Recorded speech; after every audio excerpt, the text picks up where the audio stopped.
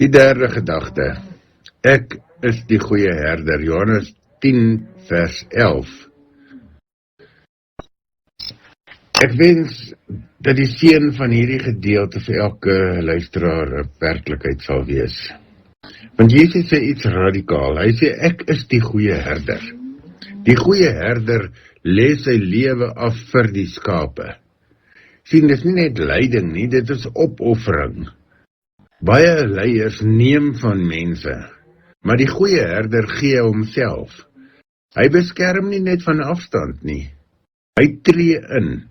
Die kruis is die bewys. Hierdie herder sal alles gee om jou te red. Nie omdat jy perfek is nie, maar omdat jy waarde het. En dit verander alles. Jy is nie verlore soos vee daar in die kamp nie. Jy is kosbaar. Die vraag is dan, sal jy hom vertrou?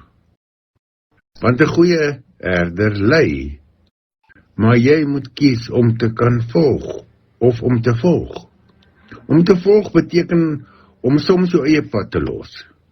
Jou eie beheerprys te gee en te sê, Here, lei U my.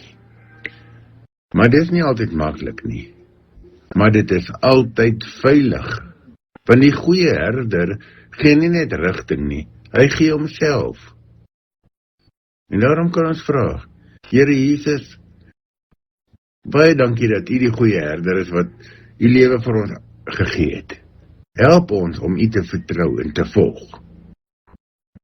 Mag dit vir elkeen van julle 'n werklikheid word om die Here so te beleef as die goeie herder.